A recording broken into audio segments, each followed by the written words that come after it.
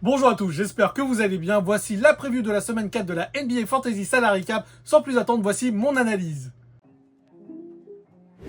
Cette semaine confirme une chose, Luka Doncic, Nikola Jokic, Giannis Antetokounmpo et Shai Gilgeous-Alexander sont bien des superstars en fantasy. À l'exception de ces 4 extraterrestres, chaque semaine confirme qu'il existe des solutions en fantasy parmi les joueurs oscillant entre 15 et 10 millions de dollars. Je pense notamment à des joueurs comme Tyrese Maxey, Josh Giddey, Julius Randle ou encore Deni Avdija, qui sont actuellement extrêmement rentables. Ma stratégie de départ en comptant sur 3 superstars a changé. Au vu de la dynamique de ce début de saison, j'ai choisi seulement de conserver Nikola Jokic et j'ai transféré Shai Gilgeous-Alexander et Victor Wembanyama. Je ferai un point sur mon roster dans 3 semaines quand la deuxième wildcard sera disponible. Côté front, Nikola Jokic a repris son trône de meilleur joueur de la NBA Fantasy Salary Cap avec 630 points fantasy cumulés depuis le début de la saison. Il est suivi par Giannis Antetokounmpo avec ses 580 points et Victor Wembanyama avec ses 528 points. Côté bague, Austin Reeves disparaît logiquement du trio de tête. En effet, le joueur des Lakers n'a pas joué cette semaine suite à une blessure à l'aine. Shai Gilgeous-Alexander s'empare donc de la première place. Il faut se rendre compte que le meneur d'OKC vient de réaliser le 83e match d'affilée à plus de 20 points. Une folie. Tyrese Maxey le talonne avec ses 611 points et Cade Cunningham avec ses 550 points. Luka Doncic a réalisé un record. Mercredi dernier, face aux Spurs, le Slovène a inscrit le plus de points fantasy en une soirée. En effet, il a inscrit 91 points. Les managers qui ont cru en lui pour le Capitana ont été récompensés. Je rappelle que le Capitana s'utilise une fois par semaine et permet de doubler le nombre de points d'un joueur et prendre 182 points. Ça aide pour monter dans les classements. Nikola Jokic enchaîne les triples-doubles et réalise aussi des gros totaux en points fantasy. 87 lundi dernier contre les Kings, 89 mercredi face aux Heat et 77 samedi face aux Pacers. Giannis Antetokounmpo fait un début de saison de niveau MVP. Lundi dernier, il offre même la victoire aux Bucks au buzzer face aux Pacers. Je vais parler très rapidement de Shai Gilgeous-Alexander. Comme je l'ai dit tout à l'heure, il est à son 83e match de suite à plus de 20 points. Il est l'artisan principal de l'excellent début de saison d'OKC avec un bilan de 10 victoires et une défaite. Julius Randle réalise des performances très solides. Le joueur des Timberwolves a même inscrit 2 triples-doubles en ce début de saison. Il coûte seulement 13 millions de dollars et fait constamment des perfs autour de 46-56 points fantasy, sauf hier à Sacramento, mais il n'a pas joué du 4e quart-temps car les Kings sont tellement nuls. Et puis il faut gérer le physique car il rejoue ce soir contre le Jazz. Bref, Julius Randle est un joueur super intéressant pour la NBA Fantasy Salary Cap car il a 80% du temps le premier porteur de balle. Pour ceux qui ne regardent pas les matchs des Timberwolves, Julius Randle, un peu à la manière de Nikola Jokic, est capable de distribuer le ballon. Et bien sûr, c'est un excellent scoreur et un bon rebondeur. J'espère juste qu'il sera épargné par les blessures. Cade Cunningham se réveille enfin. Le joueur des Pistons a mis un peu de temps pour être à la hauteur de son statut de meneur d'élite. Je rappelle qu'il coûte 17 millions de dollars. À ce prix-là, on attend de lui à ce qu'il réalise des perfs au-delà de 50 points fantasy de façon régulière. Et c'est ce qu'il est en train de faire. Sa bonne forme a des répercussions positives sur un coéquipier. Je parle de Jalen Duren qui a réalisé 3 double-doubles dans cette semaine 3. Je souligne notamment sa performance face au Jazz où il a inscrit 22 points et 22 rebonds. On va faire fi du terrible crossover qui s'est pris samedi par DeAndre Hunter. Josh Giddey affiche des performances d'un niveau All-Star en ce début de saison. Je pense que l'absence de Kobe White lui a donné plus de responsabilités dans le jeu des Bulls et il mène merveilleusement bien cette équipe qui a un bilan de 6 victoires et 3 défaites. Du côté de Portland, il y a aussi un autre joueur qui affiche un niveau All-Star. Je parle de Deni Avdija. Je dois vous avouer que je ne croyais pas beaucoup en lui. Je sais que c'est un bon joueur, mais de là à réaliser des performances aussi excellentes, pas du tout. Il est actuellement à 25,3 points de moyenne par match. C'est une progression nette par rapport à la saison dernière où il était à 16,9 points de moyenne. Et pour finir ce top, je veux souligner les dernières performances d'Alexa, notre Frenchie noircit la feuille de match. On voit qu'il est nettement plus agressif et qu'il a progressé sur pick and roll. Le problème, c'est les coéquipiers qui l'entourent.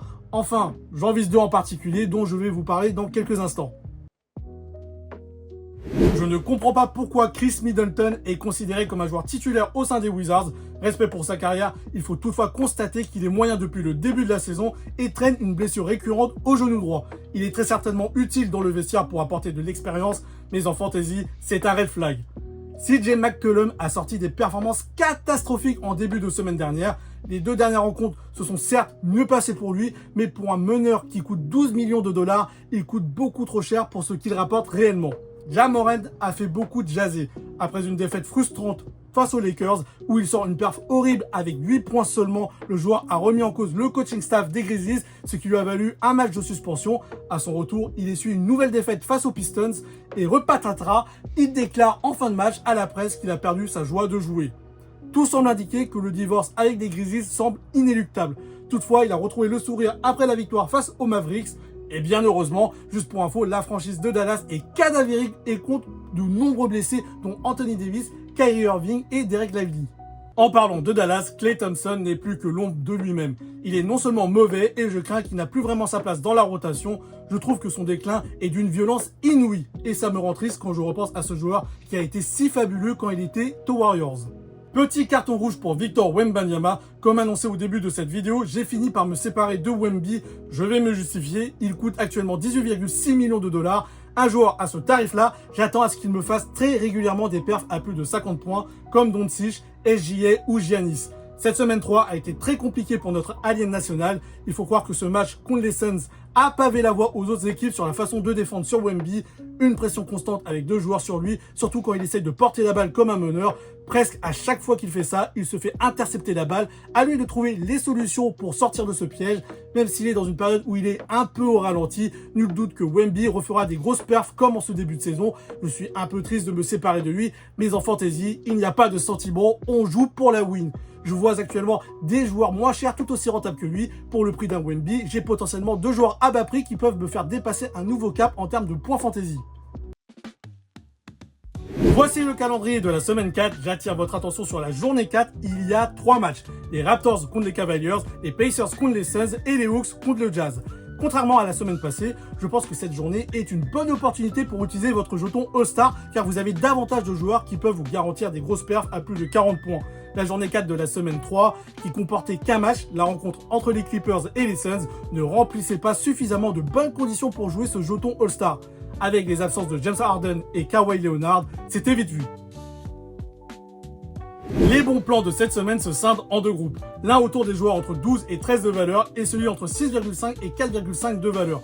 Je vous ai déjà longuement parlé de Julius Randle, Deni Avdija et Josh Giddey. Pour les 3 autres joueurs à petit prix, J.R.S. Walker profite de l'hécatombe chez les Pacers pour s'installer titulaire au poste 3. Ses performances sont très correctes et il est plutôt rentable. Jalen Tyson est actuellement un super bon plan, titulaire chez les Cavaliers. Le gars est solide en défense et très bon derrière la ligne extérieure et il coûte seulement 4,5 millions de dollars. Je vous invite à regarder son match face aux Bulls. Je ne suis pas sûr que Max Strus reviendra directement dans le 5 majeur quand on voit les performances de Jalen Tyson. Autre joueur à 4,5 millions de dollars, Cam Spencer a éjecté Javon Small de la rotation. Il est désormais le backup de Ja Morant. Le staff des Grizzlies se rend compte que le gars est extrêmement habile à 3 points. En revanche, je ne suis pas sûr que ce soit un bon playmaker. Toutefois, il est rentable surtout au vu de son prix très attractif.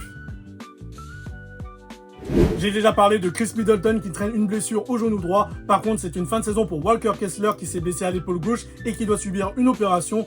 Austin Reeves a été sur le flanc toute la semaine passée à cause d'une blessure à l'aine, ce qui tue complètement son momentum. À voir s'il retrouvera le rythme à son retour. Cam Thomas replonge dans la spirale de l'infirmerie. La star des Nets s'est blessée au poignet et devrait revenir mi-décembre.